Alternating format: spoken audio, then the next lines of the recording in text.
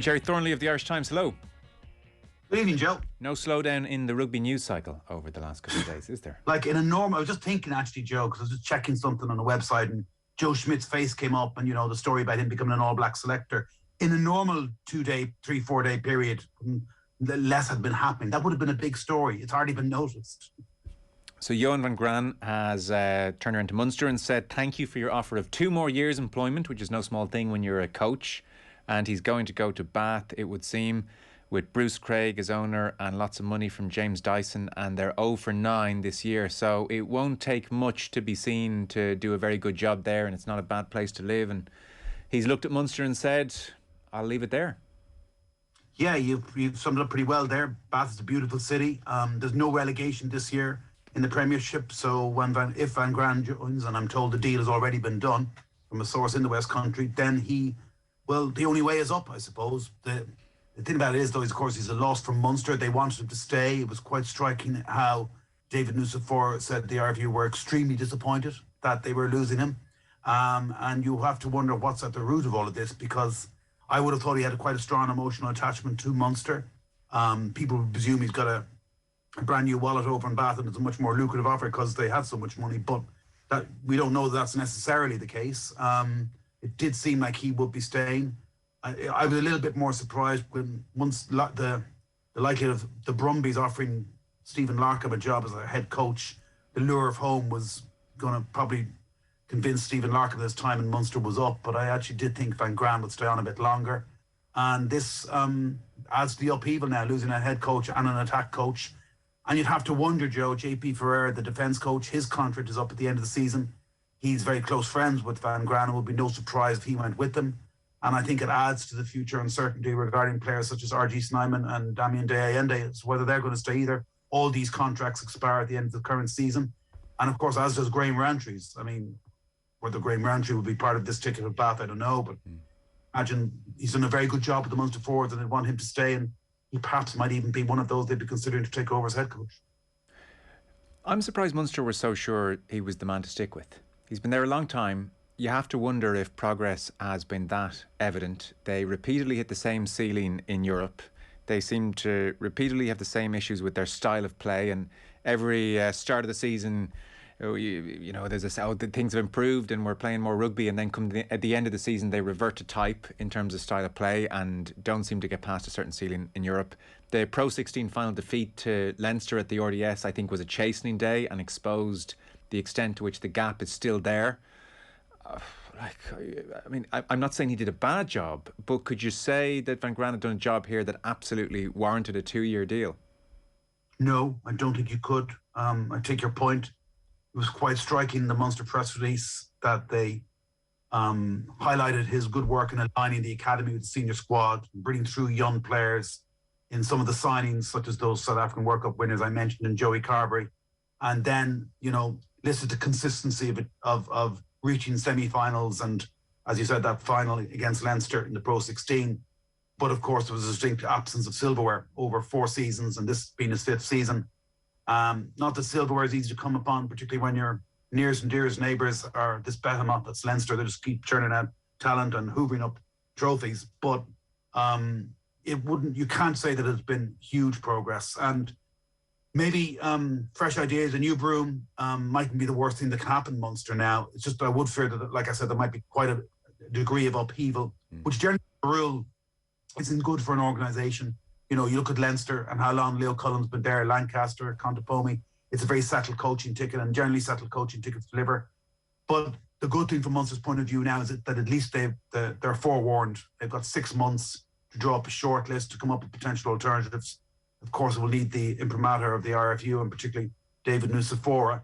But it's a chance to, you know, maybe get some fresh thinking in there and advance them a bit further. Yeah, and that could be very interesting, because on the fresh thinking point, there had probably been a sense that there was a tension at the heart of the Munster coaching ticket in the last year or so, in that they've gone in a very South African direction of late, and maybe a sense that wasn't quite working and they need to be more expansive. And in comes Larkham, and then there's no great revolution in Larkham's arrival, and you know, Van Graan will have a natural leaning towards the style of play. So the way to truly evolve and to really reinvent in the mould of what Andy Farrell is doing at Ireland, or what Leinster have done is to get a coach who is naturally drawn to that style of game, which you never felt Van Graan was.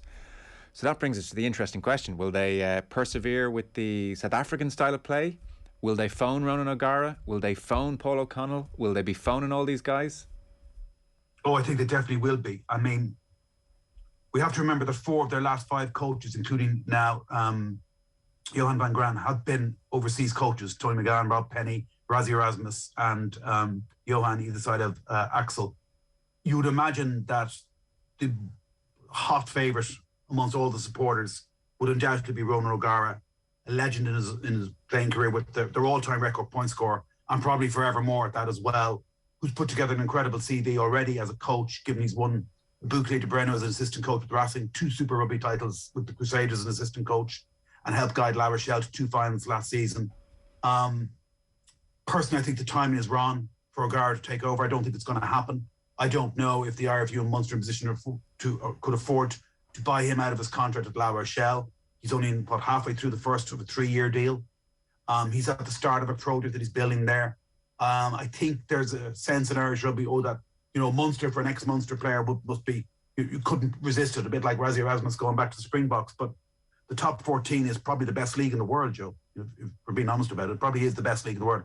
It's a slogfest. It's a 26-game marathon to get into then 3 tough playoff matches to get over the line.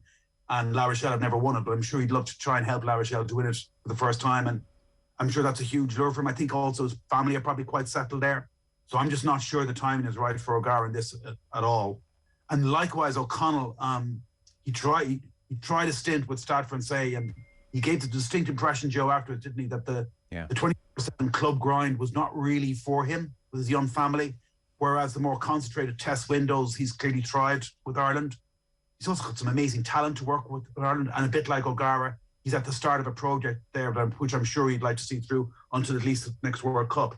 So much and all as it is a dream ticket, I'm not sure that either of them will actually pitch up in Munster next season.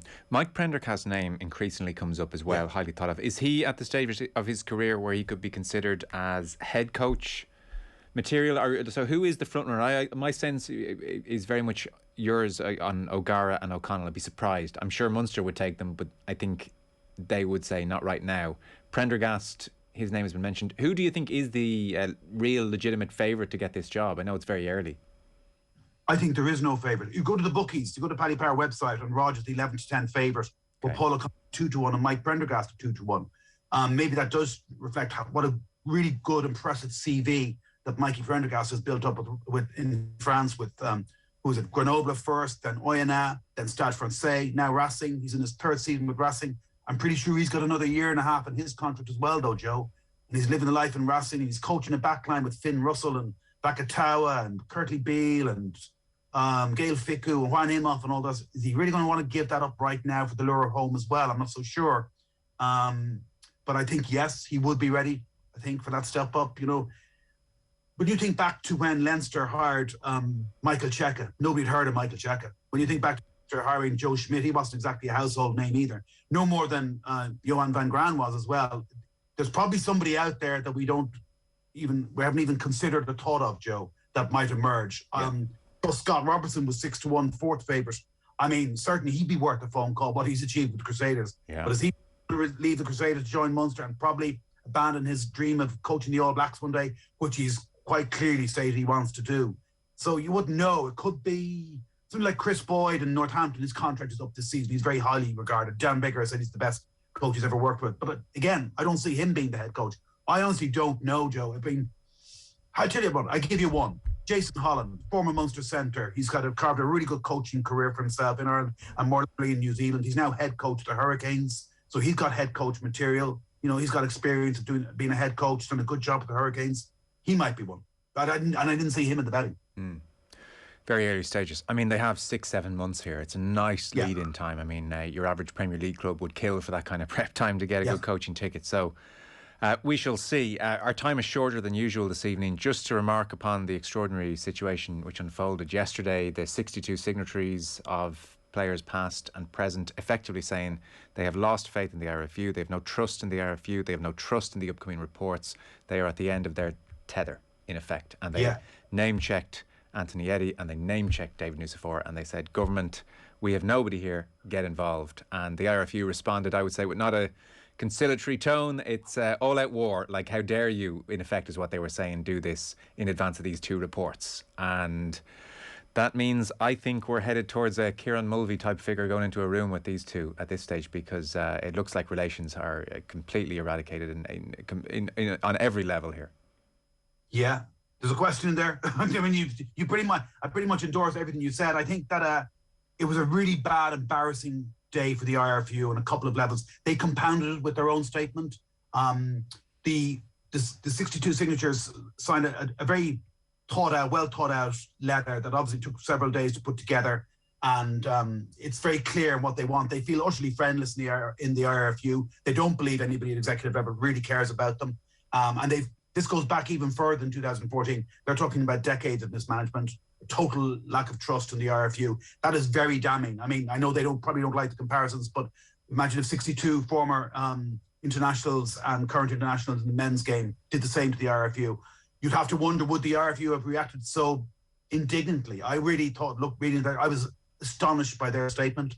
It looked trigger happy, Joe. It looked like the kind of statement that somebody should have said, right, do we really want to release this? Should we maybe sleep with this and have another look back at the next morning? It was like, how dare you have any right to criticize us? You know, we trust we can handle these due reviews. You know, objecting to the tenor of it all. I just thought it was ridiculous response, and did them no credit, whoever was behind it, and they really should have thought more about it. I think if they had actually come out and actually said, this is very damaging to us, we respect these women's opinions, and we want to take them on board, we're willing to meet with them and revise our reviews policy or whatever else, I think it would have done them an awful lot better. Now, as you say, Sport Ireland are going to have to step in. It's interesting that I think they've probably polarised opinion against them rather than generating any sympathy for them, and that includes at government level. Quite an extraordinary day. Yeah, it was a hell of a way to lose the first round of the PR war. Yeah, completely. One last point before you go. Is Leinster-Montpellier going to happen? Yeah, I think so. I think there's a doubt about it. There's no doubt this COVID threat really hangs over the Heineken Cup, particularly because it's in the depths of winter when numbers are rising, and this new variant, like, it's going to take greater hold, and you see the numbers in the Premiership and so forth, and it's going to be tough for a tournament that's run across 6 countries, not in one country but across 6. It's very difficult, Joe, and you can see there being cancellations. The only thing I would say is that Munster and Cardiff showed there is a way. Where there's a will, there's a way last weekend, and I think that's a bit of a template for the clubs in positions like Leinster and Montpellier.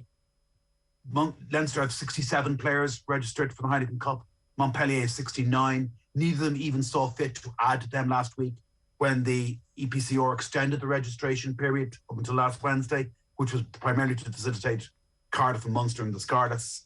Scarlets didn't avail of it, and Cardiff and Munster did. And look what happened, as we know, with Munster. I think if Leinster had all 23 positions covered out of those 67 players, and with 3 or 4 additional players to travel as cover, they would definitely go ahead and fulfill that fixture. In the event that both teams were declared they were unable to fulfill the fixture, my understanding is that it would be declared a draw, two match points each. Right. But then, Joe, who blinks first? Yeah. Says, we can't fulfill the fixture. Each is going to hang out till the other one says they're going to play. Montpellier will want to play the game for lots of reasons, because they've already lost their first match. It's a home game with the home gate that follows. And as Munster showed last week, the Irish provinces, in all their performances last weekend, showed this great passion that they have for the tournament. I sometimes think the Irish is more emotionally invested across the country, across the entire rugby country, than any of the other participating countries. And they showed that last week with the 4 victories. And I would be amazed if Leinster don't turn up in Montpellier. Okay. Gerry Thornley of the Irish Times. Who knows what tomorrow's brings? Thanks so much. Appreciate it. Cheers, Joe. Cheers, Gerry Thornley.